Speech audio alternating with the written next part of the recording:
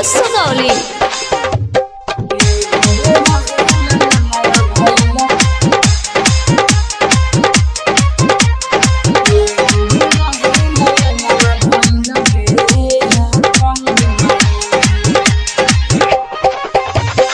एगो रहे ललनवा भइल बे हाथ हे माई। एगो रहे ललनवा भइल बे हाथ हे माई। एगो रहे ललनवा भइल बे हाथ हे माई। कहेले बजिनिया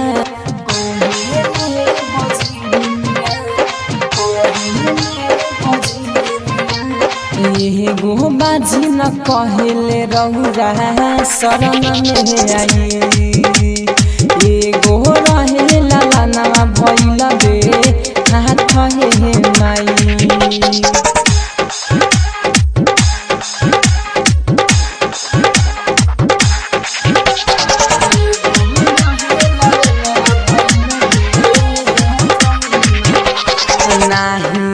चाही सोना चानी नाही अटारी।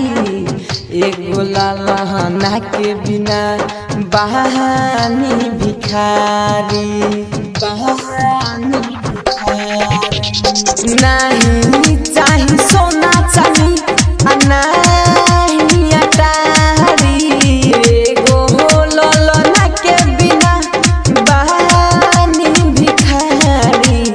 माइयो के महामाई तनी दया बरसाई। एगो बजिनिया कहेले रौरा शरण में आई।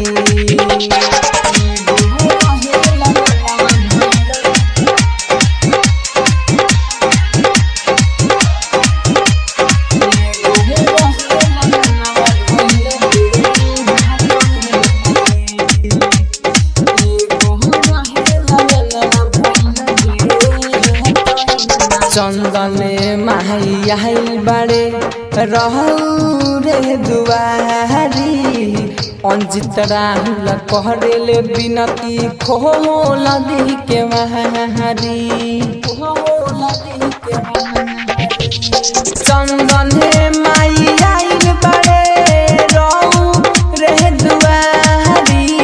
अंजित राहुल करेला बिनती खोल दी के लिखले मनोज गीतिया माई राहुल गाई।